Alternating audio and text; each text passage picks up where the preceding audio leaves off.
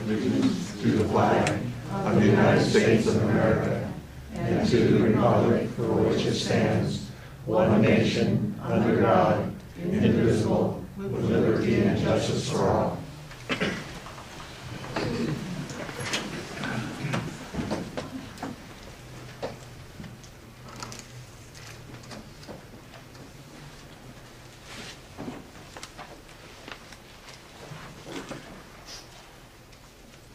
This meeting is called the rate.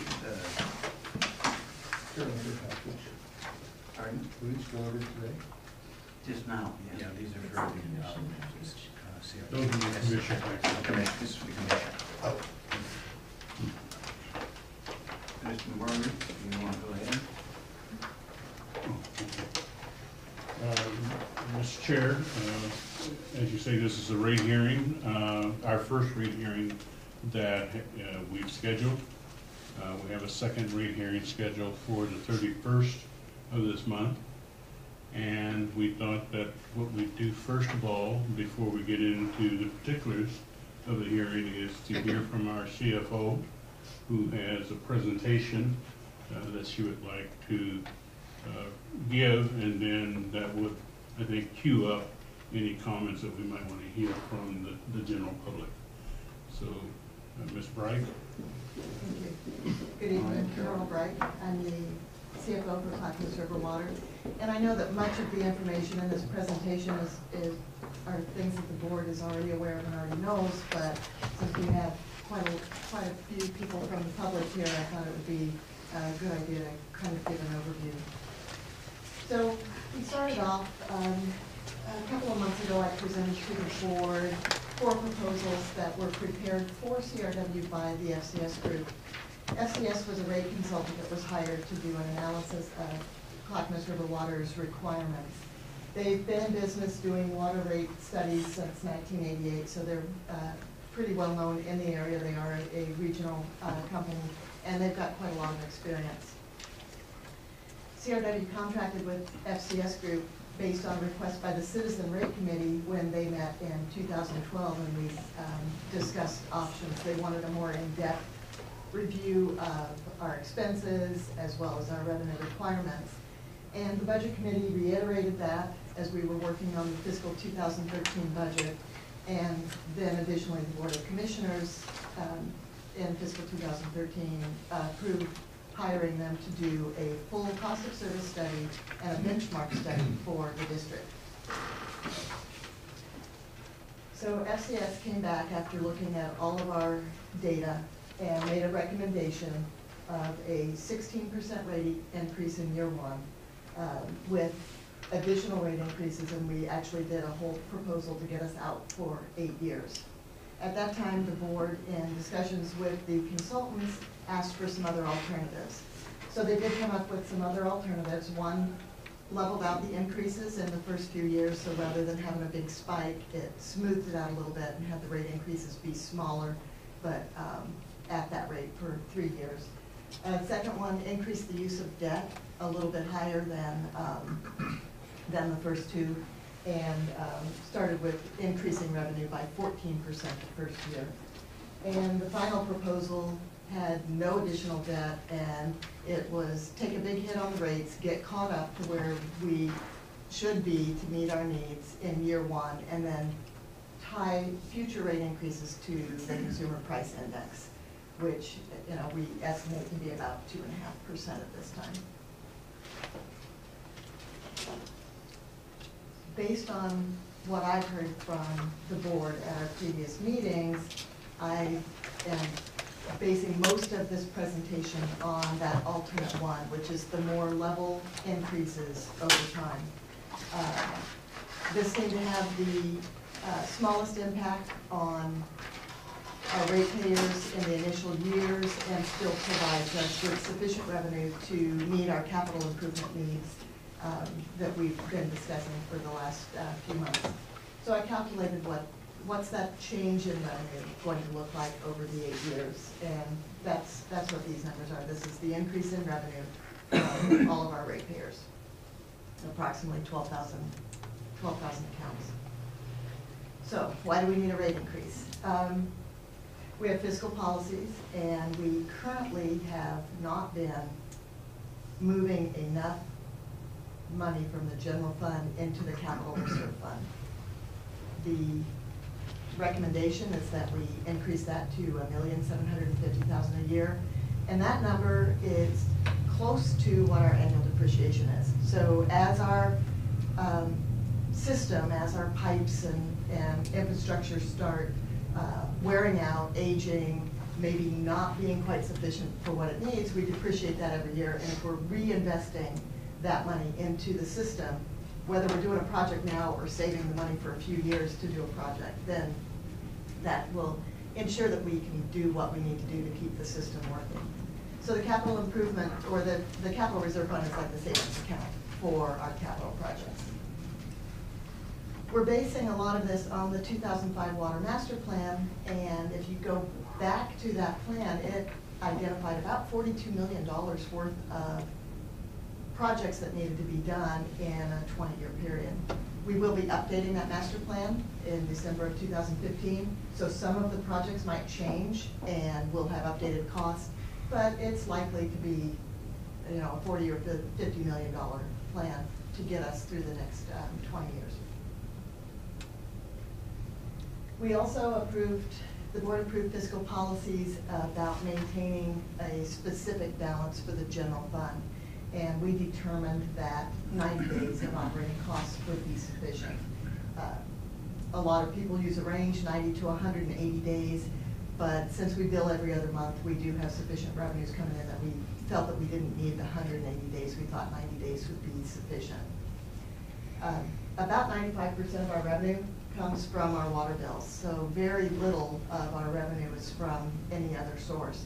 And unlike a city, if the water fund runs short, if there's a wet summer and people don't use very much water, they do have tax revenue that they could perhaps supplement the water fund with. We don't have that option. We don't accept any property taxes. The other thing that I did in this analysis, determining what the needs were versus what a rate increase would bring us, is I just projected a 2.5% increase annually in both materials and services and personnel services each year. And that in itself will require the district to be very cautious with our spending.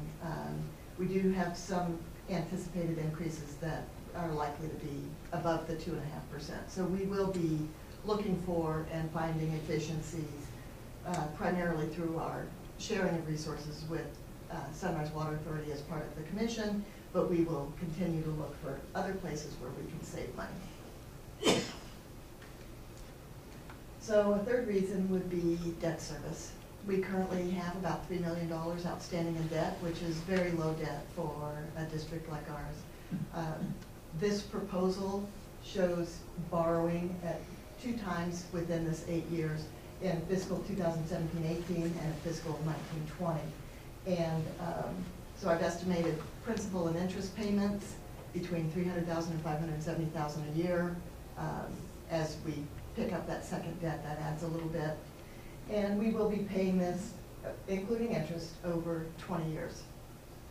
And that increases the cost of the project by that interest, but it also spreads that cost out over different ratepayers. If we start off with the current people that are in our district, if people move, people come in, there's development, you spread it out over the new customers as well.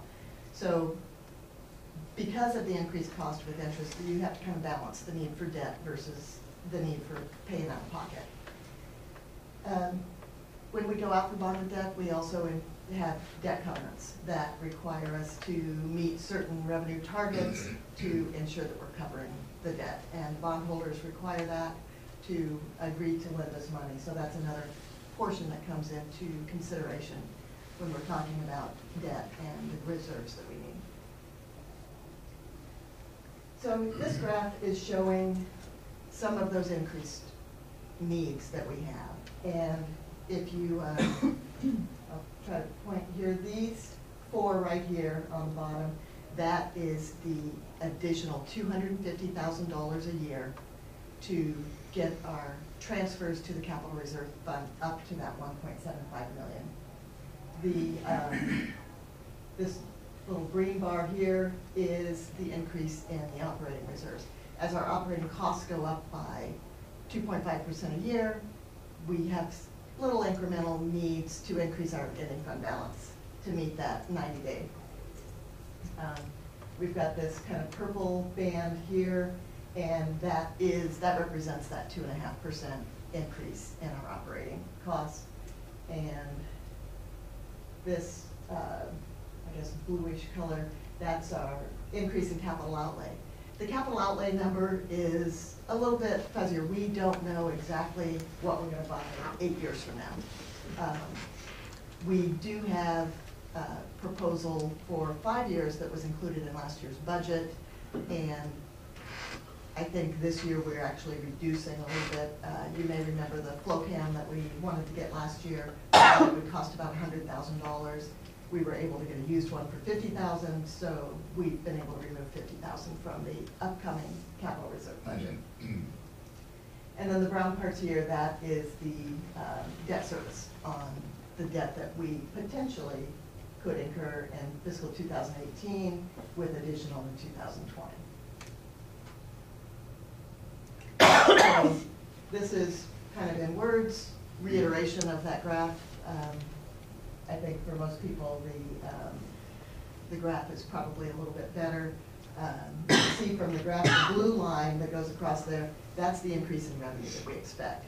And so you can still see that in many of those years, it's not completely meeting the needs of the district. So I provided to the board members emails that we had received and letters that we had received from some customers. And I would like to address what I read as the customer concerns. No one's happy to pay increased rates. I get that, I understand that. And many of our customers do have limited resources. They've been impacted by the economic downturn. They might be on a fixed income, and any rate increase, even a small rate increase, could be a challenge for them. What we're doing is proposing rate increases to cover some of our rising costs, but primarily it's to improve and maintain our infrastructure so that we can be sure that we're still providing clean, high-quality water to our customers whenever they want it. And this is one of the few, maybe only costs that people actually can come and talk to you face-to-face and say, I don't like what's happening with the rates, this is causing me a hardship. When gasoline goes up, we don't really have anybody that we can go talk to about it. You have to figure out if you can drive less or something else that you can do. And many of our other necessities do have rate increases, and people don't really have a voice in that. So this is an opportunity for our customers to come here and talk to the board and find out why we're doing this and express their concerns.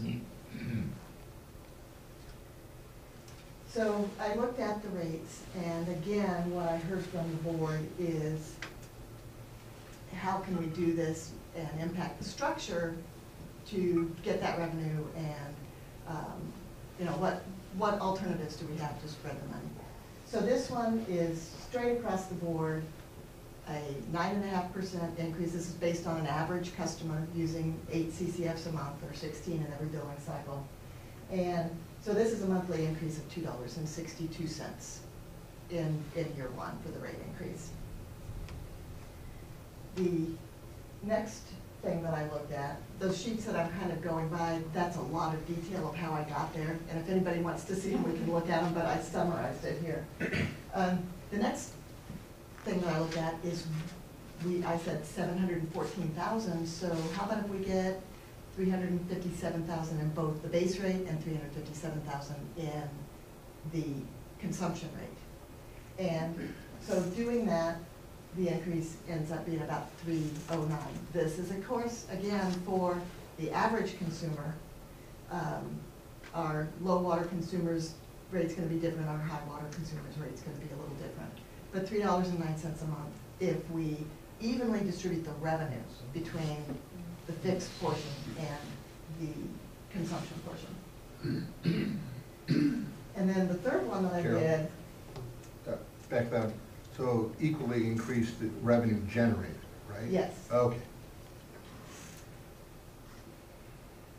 So then the third one that I did is, what if we put everything on the base rate?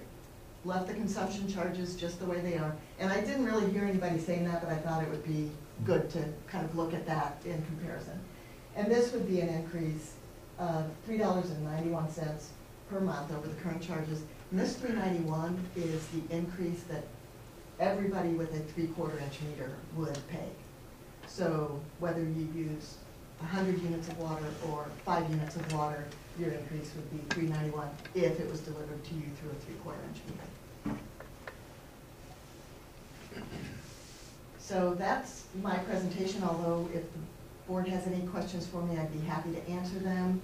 And this would be a good time for public comment, and I thought that I could share some of the information in those letters that I provided to the board after the public that's here in the audience has an opportunity to speak. But that's entirely up to you. Any more questions? Comments?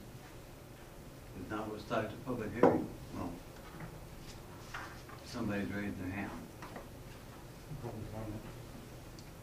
Oh, you want to get on the list? Yeah. Okay.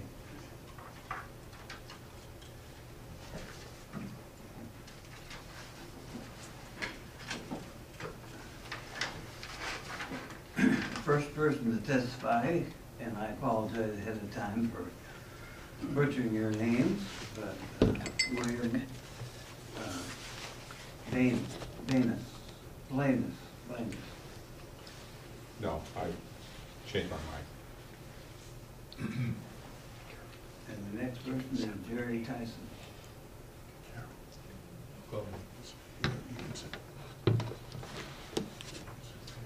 Jerry Tyson, wish to comment? No. Carol Tyson. No.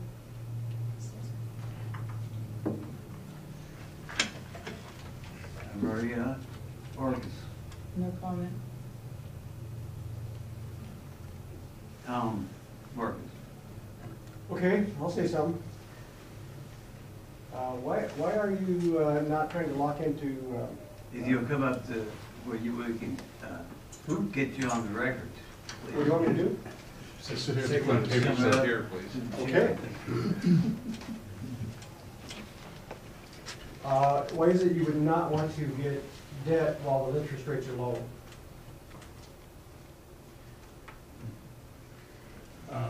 One of the things that the board has looked at, because a lot of these are major capital projects, we have looked at the possibility of getting debt, but even then, you need to have the ability to repay the debt. And one of the things that our analysis has shown us is that if we don't bring in additional revenue, we would not have that ability. What we've done over the last at least 8 years is paid for all of our improvements out of our general fund. But your point is well taken. The interest rates are low. I think the board has talked about that as a strong possibility, but we need to go through this process first before we can do that. So if you, if I understand it, if you raise the rates, then people that can't afford it may reduce their consumption. How does that impact your overall revenue projections? We have considered that, Okay. and what we have seen is that because we've only have raised our rates, I don't want to use the word only to be condescending, that's not the intent. We've raised our rates in the last 14 years 3 times, 2008, 2011, and now we're looking at doing it now. We basically have held constant. The other issue that we have is that we're the only water district that does not have a partner. And that's one of the reasons you saw the board this year join hands with Sunrise Water District in the hopes that we can get better utilization out of our plant because it's not operating at full capacity. And we're hoping that we'll get more revenue as a result of that. I think you said that you don't accept property taxes. Is that we can't accept property taxes, or we elect not to accept them? We can do it, but we've elected not to. The board has tried to be very conservative and basically be on a pay-as-you-go basis. And property taxes, to assess property taxes would require a vote of everyone in the district. So it would have to be approved by the voters. Oh, like a bond, a separate Yes. thing on the property taxes. Why are there so many districts anyway? Thank you. Thank you very much. And that's a good question, and quite frankly, personal opinion, there's too many. Okay. Mhm. All right, that's all I have. Robert Scott. No comment. No comment? Marguerite Fitzpatrick, no comment. Mary? Ms. Fitzpatrick? She said no comment. No comment? Larry, can I say something? Yes. We really want to hear from you. We really do. So, please. I'll say something. Okay, all right. Give us your name and address for the record, please. Bill Schulenberg at 17177 South Forsyth. And I know there's kind of a major processes both in your budget hearings and your rate process going on. I would like to, I'm not sure how to say this, charge the board. I'm very much in keeping the district very strong. And I hope that you will keep in mind, yes, that's going to cost money. But water is a pretty valuable item that we've seen in recent years. And as a side note, I just got my bill from CenturyLink today, and if you've got one smartphone in the family, you look at the size of your bill. Our water bill is a bargain. So what I'm saying, I would rather see the district build our infrastructure and keep it on a very strong footing. I do not want to see a water district run on a carved up budget. I don't know whether I'm saying that right or not. But I would like to see a good, strong district and the budget to support it, as well as a rate base to support it. And with that, that's a big burden. So, thank you for the comment. Thank you for coming. So we don't want to be like. Richard Strauss. Dan. No comment. Tom Crane. No comment. Darrell Lee. No comment. Warren Mitchell.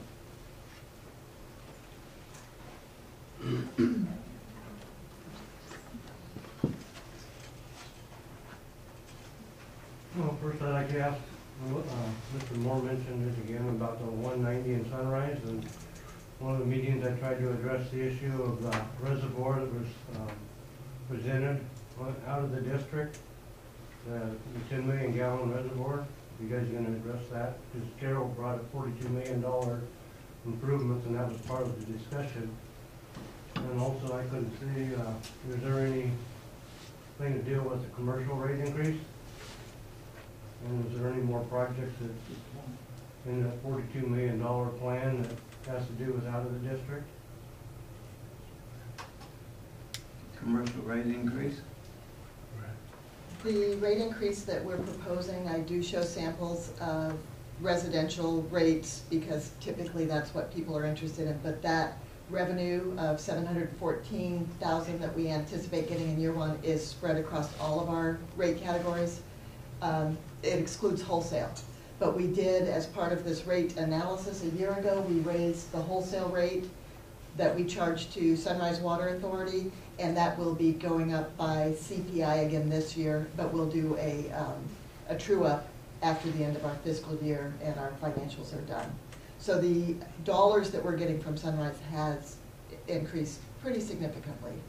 I think the rate went up by 15 cents per unit for 748 gallons to the wholesale side. But this rate increase applies to residential as well as commercial and industrial. The other question that you had asked Mr. Mitchell, I believe you're talking about the 152nd reservoir? Yes, the 10 million gallon. Yeah, it has not been built at this point. When and if we do build it, the plan is to build it in conjunction with the Sunrise Water District. So our ratepayers are not bearing all the cost. There's another reservoir that may be under consideration that would be on the south side, but that too, we're talking with Oregon City to see if we can do that in conjunction with Oregon City so that our ratepayers are not bearing all the cost of that as well. And that's part of the $42 million plan. The $42 million is the aggregate cost of all of our capital projects, not just one project. Right, no, but Okay. 10 million gallon reservoirs included. It's not in those numbers, no. Neither one is. Okay. Thanks. Thank you for coming. We reached the end of the people that have signed up. Somebody else in the audience wish to step forward. Seeing none, we've been commenting from the board. Questions, maybe they have some questions. Pardon? Ask if they have need for specific information. In our emails, a lot of people asked for specific questions to be answered, and we'll take care of that. But is there any questions from the audience about what's going on? Mr. Chair. Anyone else wishes to testify? Saying none, we'll close the. I do have one comment I'd like to share with go ahead. the public, sir. Next Monday, here at 6 o'clock, the combined commission of Sunrise and CRW will be having their meeting and budget meeting also. And at that time, I'm expecting to have some presentation from the general managers as to areas where they believe we will be able to accrue savings for both districts. I know that was a question that some people asked in the letters that we received. How did we expect to achieve savings? So if you have the time next Monday at 6 o'clock, please come to that meeting. You'll get an opportunity to hear some of the recommendations that the managers will be making on how we can save money. That's all, Mr. Chairman. Any more comments? More. I think, obviously rate increases are very serious matters and they're important.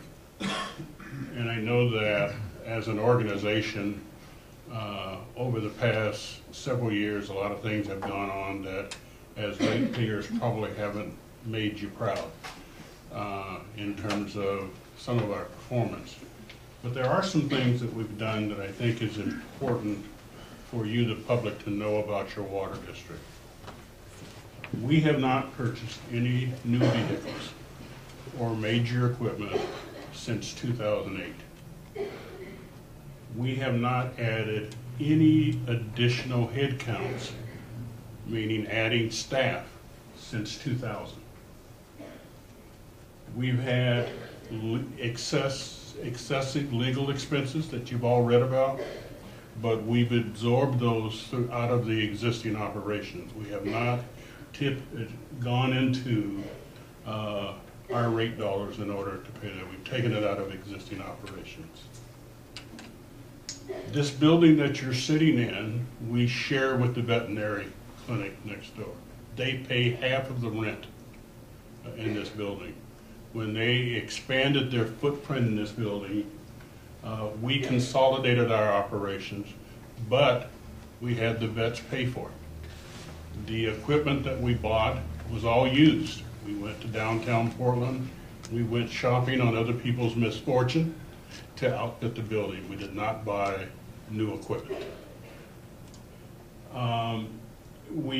So the relocations were paid for by the tenant in order to save additional money. We've absorbed all of the increases. One of the things that I think we were asked the question about bonding. One of the problems that we've had is that all of the cost of our maintenance have come out of our general fund. We have not used bonded dollars to do that. So it's been on a pay-as-you-go basis. But as you know, you can only do that so long. All of the increases that all of us have experienced as citizens and as consumers over the last several years, we've paid for that out of our existing operations. We have not gone to the ratepayers to do that. The other thing that I think is important, I know there's been some conversations about the 190, you know, and the question that was asked a little bit earlier by the gentleman in the back about we got too many darn water districts out here.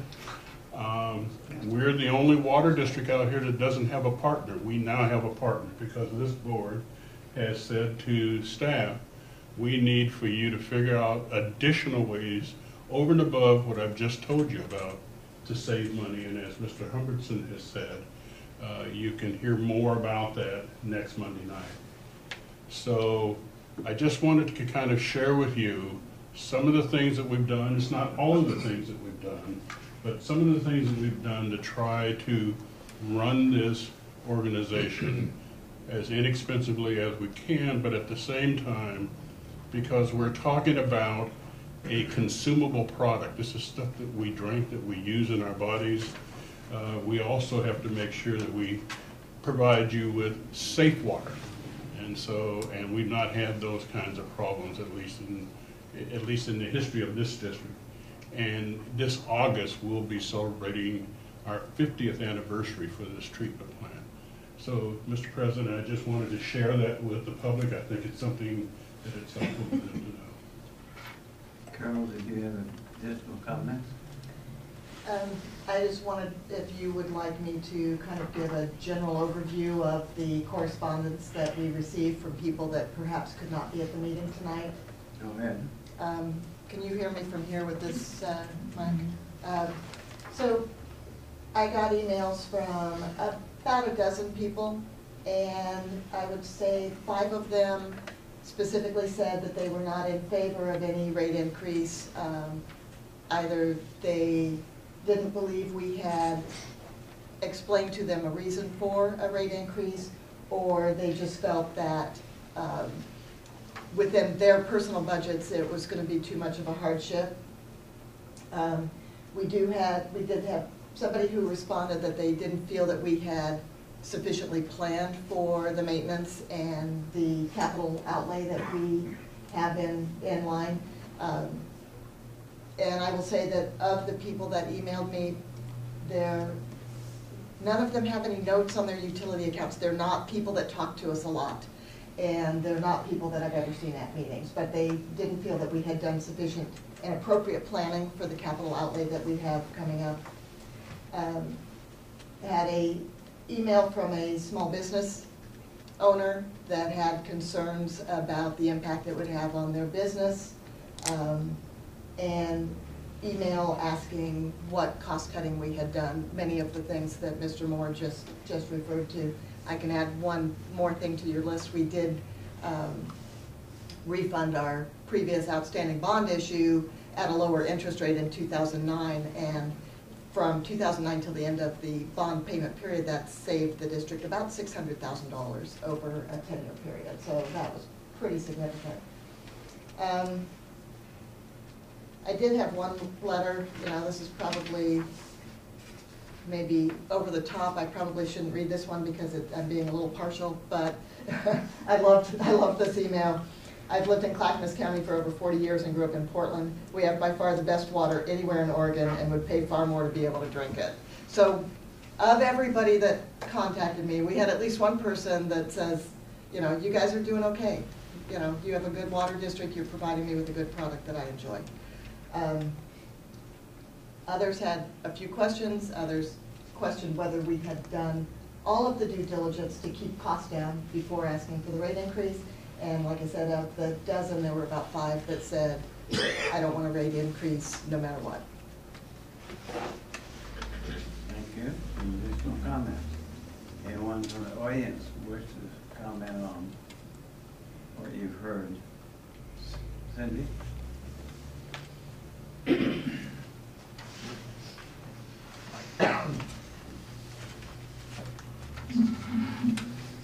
Thank you, Mr. Chair. Cindy Lewis Wolfram, resident of North Clackamas. And I just wanted to say that I've watched this district go from, in 2007, not having a plan of action to make sure that rates would stay as stable as possible, to coming to a point where you have a partner in Sunrise and the beginnings of a modern approach to keeping water costs down as far as they can be kept down, given modern economic realities. I am proud to be a member of this water district as a whole. Our residents listen to what is said here and usually come to the same conclusion that our commissioners and the employees do. And Carol's reading of that one email is what I've been hearing throughout my CPO. We've got great water here. And yeah, it has to be a little more expensive, but we have to keep it going so we continue to have great water here. It's not easy to face disgruntled customers and say to them, sorry, but we have to take care of making sure we have good water long-term by having a strong structure. I thank you for the strength of purpose that you bring to this job, because it does take that to make sure that you look past the immediate needs that a lot of times people will bring to you at these meetings. Know that there are more than 6 people out there, excuse me, more than 6 people, or half of that, what I heard Carol say, people that are happy or unhappy with the water rates. It's not an even split like that. But it is, people are aware and concerned. It is really helpful for their consideration to hear the things like Mr. Moore went through, of what the district as a whole has done over the past 8, 9 years to make sure that everything has been done. And I thank you for having that brought to the attention of the public and having it discussed this evening.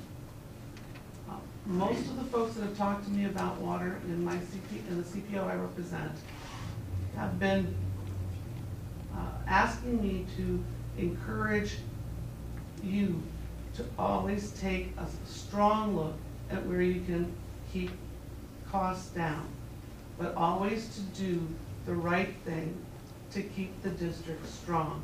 And I'm glad to hear that that is what this board is doing. Thank you.